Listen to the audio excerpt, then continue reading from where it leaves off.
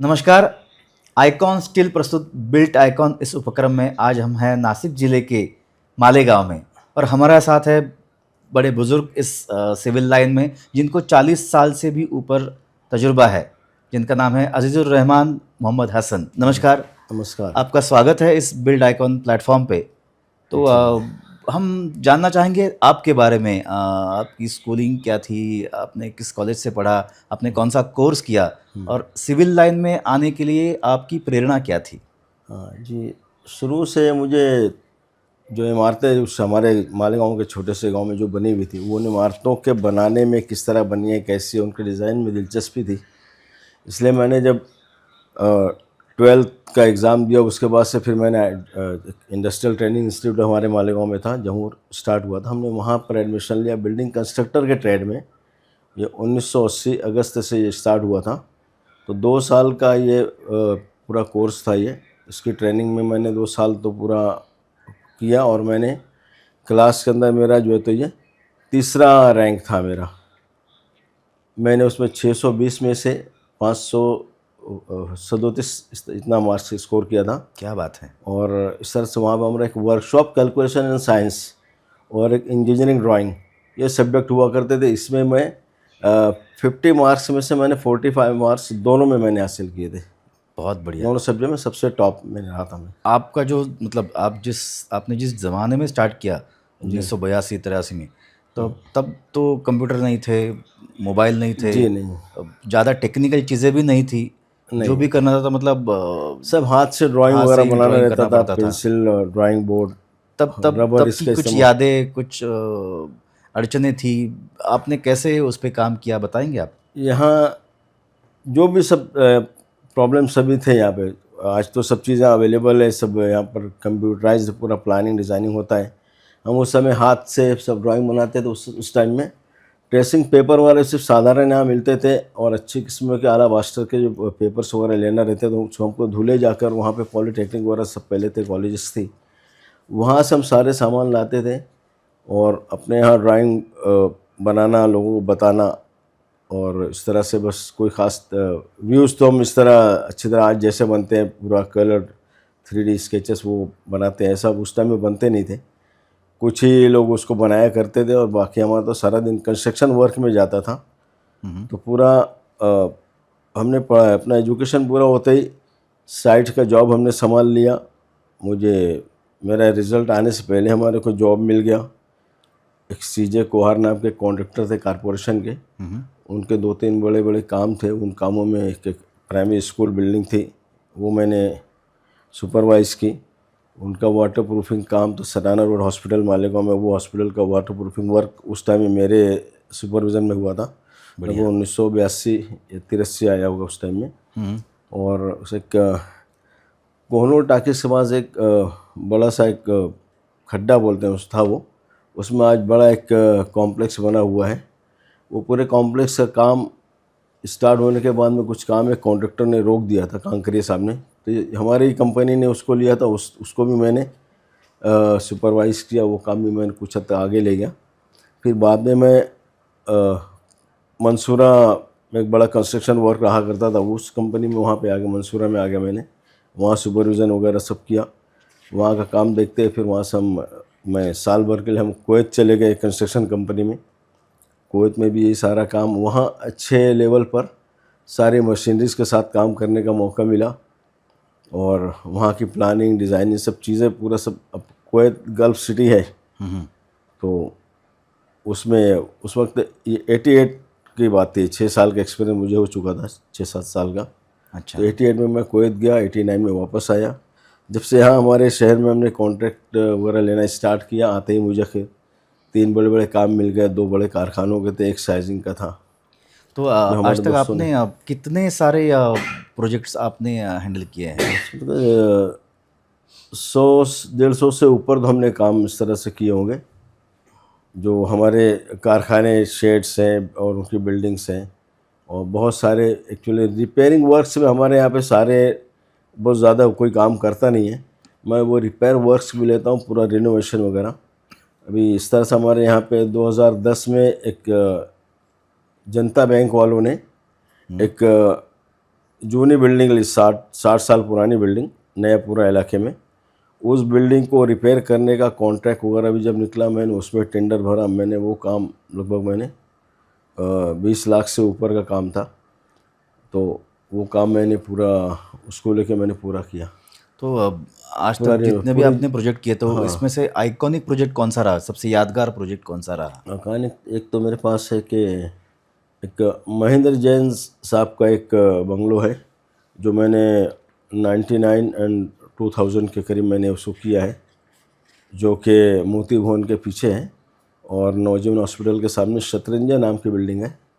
उसमें एक ये खूबी, उसमें जो पोर्च बना हुआ है वो 18 फीट आगे प्रोजेक्टेड है, और उस पोर्च के ऊपर उसको सहारा देने के लिए उसमें आगे कोई कॉलम नहीं है, तो उसको 9 इंच बाय 27 इंच का उसके ऊपर बीम डिज़ाइन किया गया है, उसके ज़रिए वो रुका हुआ है।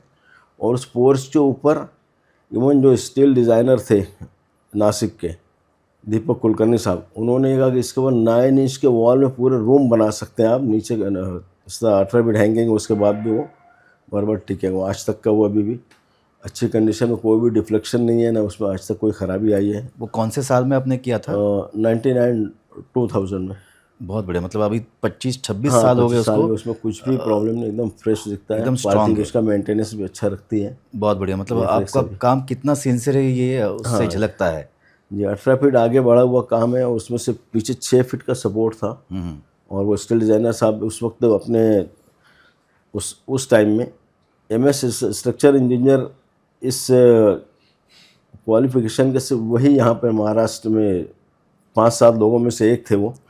और जलगांव ज़िला, नासिक ज़िला, औरंगाबाद, आसपास से 5-6 डिस्ट्रिक्ट्स में वो इस क्वालिफिकेशन, हाईएस्ट क्वालिफिकेशन में सिर्फ एक शख्स थे वो।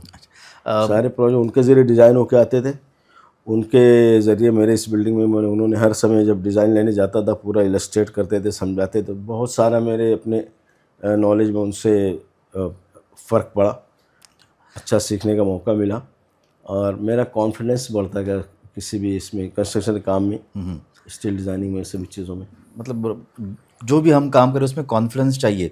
तो एक और एक अगला सवाल है कि आप जो भी मटेरियल लेते हैं, परचेस करते हैं, तो उसको आप कैसे परखते हैं? उसके बारे में कुछ आप बताएंगे? पहले का मटेरियल जो 40 साल पुराना जो था और आज जो है, तो उसमें क्या फ़र्क है और आप कैसे उसको परखते हैं? मैं इंडस्ट्रियल ट्रेनिंग इंस्टीट्यूट में मैंने बिल्डिंग कंस्ट्रक्शन, बिल्डिंग मटेरियल्स के सारे पूरी हमारी टीचिंग्स में था। उसके जो पैरामीटर गाइडलाइंस थी उसके हिसाब से हम रेत, खड़ी वगैरह, उसके भी सभी चीज़ें, उसकी क्वालिटीज़ के बारे में देखते थे, ध्यान से देखते हैं हम। वो देखते हुए, और इसी तरह जब सीमेंट लेना है तो सीमेंट के अंदर जो अच्छे ब्रांड, उस टाइम में ACC था, बाद में L&T सीमेंट आया, तो ये मेजर ब्रांड थे यही। तो मेजर ब्रांड्स का, उनके जो टेक्निकल ऑफिसर्स थे उनसे मुलाकात करना, बात करना, उनसे उसकी स्पेसिफिकेशन अच्छी तरह जानना, उनसे डिस्कशन करने में और ज़्यादा अपना नॉलेज बढ़ता था। तो हम इस तरह से अपने आप को सभी बारे में मालूमात लेकर एक एतमाद के साथ हम पूरे अच्छे ब्रांड के मटेरियल्स खरीदते थे, किसमें क्या खूबी है, क्या दूसरे इसमें क्या फ़र्क है, आपस में ब्रांड्स में क्या क्या अच्छाइयाँ हैं। तो आपने अभी ब्रांड की अगर बात की है, तो आइकॉन स्टील का जो ब्रांड है, आइकॉन स्टील का जो मटेरियल है, तो वो आपने कहीं इस्तेमाल किया है आपके जी, मैं अभी, मेरा एक मस्जिद सौदा नाम की एक मस्जिद है, वो लगभग 40 फीट बाय 67 फीट का एक उसका एरिया है अभी कंस्ट्रक्शन का, वो काम जारी है। उसमें मैं टोटल आइकॉन स्टील वहाँ स्टार्ट से लिया हूँ, और बहुत सारे कामों में हमने आइकॉन स्टील में इस्तेमाल करते रहा 2 साल से, जब से यहाँ पर लॉन्च हुआ हमारे शहर में। तो आज सब बहुत सारे स्टील ब्रांड्स यहाँ पर हैं, अदर ब्रांड्स से भी हैं, सभी ब्रांड्स के ब्रोचर्स अवेलेबल हैं, उनके टेक्निकल ऑफिसर्स आते हैं, वो लोग अपना सभी से कांटेक्ट करना, बातचीत करना, सब उनसे मिल के उसकी स्पेसिफिकेशन और सभी चीज़ों के बारे में, उनके पैरामीटर्स कितना कितना फॉलो करते हैं वो देखते हैं। इवन हमने कुछ स्टील कंपनियों में मैंने विज़िट की है कंपनी के ज़रिए, तो उसकी जो बारीकियाँ वो लोग बताते हैं सब मैंने देखा है, और इनके टेस्ट सर्टिफिकेट वगैरह देखकर भी उसके ऊपर से भी सब अंदाज़ा, सभी चीज़ें ISI की जो गाइडलाइन है उससे ऊपर ही बन रही है। आपको जो ब्रांड आपके शहर में अवेलेबिलिटी जिसकी हर वक्त रहे, जो वक्त पे मिल जावे, ये ना हो कि वेटिंग में ठीक है 3 दिन बाद गाड़ी आएगी तब आपको मिलेगा, ऐसे ये सब चीज़ों में फिर आदमी उसको छोड़कर आगे बढ़ जाता है। मगर आइकॉन स्टील का यहाँ पे बहुत अच्छा अवेलेबिलिटी है यहाँ पे मार्केट, यहाँ के लोगों ने अच्छा, दुकानदारों ने संभाल रखा है, डीलर्स ने, तो उनसे लेने में कोई दिक्कत नहीं। मैं काफ़ी जगह उनसे लेके कर रहा हूँ। कुछ कभी कभार कुछ अदर ब्रांड से प्राइसेस में कुछ फ़र्क पड़ता है, तो जो ओनर्स होते हैं, हम लोग ज़्यादातर काम सुपरविज़न पे करते हैं, तो पार्टीज़ को पता है ये स्टील लो, यहाँ से ये रेट पड़ रहा है, यहाँ से ये रेट पड़ रहा है, जो कभी कभार ऐसा 1-2 ब्रांड आगे पीछे हो जाते हैं, अदर ब्रांड्स का लेना पड़ता है। आइकॉन स्टील रेट में भी बराबर कॉम्पीट करता है, पर कभी कभार किसी पार्टीज़ को उनके ऊपर होता है भाई ठीक है यहाँ से नहीं, ये ले लीजिए, कभी 10-20% आदमी इधर उधर हो भी जाता है फिर। लेकिन आइकॉन स्टील में सप्लाई अच्छा है, क्वालिटी अच्छी है, ऐसा ही ब्रांड है, सभी तरह से कोई प्रॉब्लम नहीं है। और इसके मार्केटिंग वाले भी और टेक्निकल लोग भी बराबर विज़िट करते रहते हैं, सभी लोग अपने से कांटेक्ट में हैं, तो उसमें हमको इत्मीनान होता है हम एक अच्छा ब्रांड इस्तेमाल कर रहे हैं। और इस ब्रांड का हमारे को टेक्निकल सपोर्ट भी कंपनी की तरफ से रहता है, बार बार ये लोग आते हैं, फ्रिक्वेंटली इनका विज़िट होता है हमारे शहर में सभी लोग उसमें। और हम लोग का एक इंजीनियरिंग एसोसिएशन है, अच्छा, इसका नाम civil draftsman and civil engineers and draftsman association of Malegaon, उसका शॉर्ट फॉर्म होता है सेडम, एब्रीवेशन होता है। ओके, इस सेडम का मैं ट्रेज़र हूँ मैं, और हमारी इस एसोसिएशन में यहाँ सारे इंजीनियर्स मेरे साथ के भी लोग हैं, कुछ हमारे आगे के आने वाले बच्चे हैं, नए भी, सब बी वगैरह करके आ रहे हैं, भी लोग हैं उसके अंदर।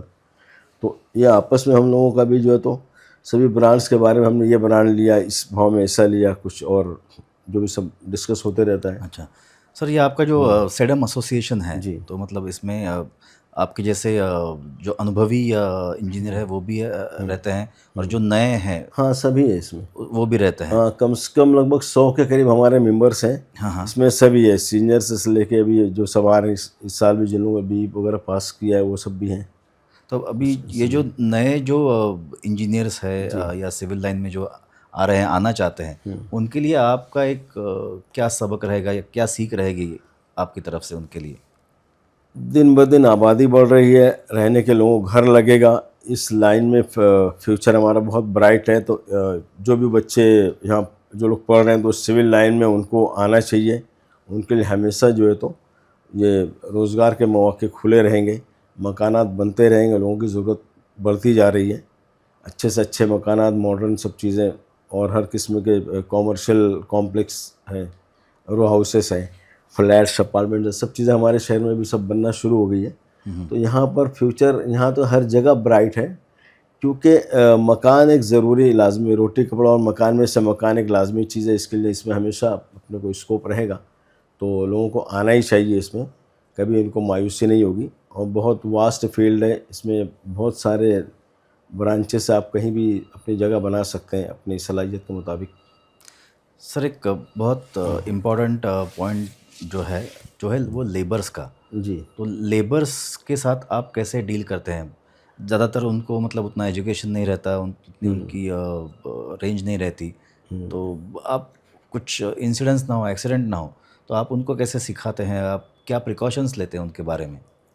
जी, लेबर्स को तो हम लोगों ने अपनी जो मालूमात है, तो उसको हम लोगों को समझाते हैं लेबर्स को। और कंपनीज़ के भी प्रोग्राम इस बारे में हमारे लिए बहुत सपोर्टिव साबित होते हैं।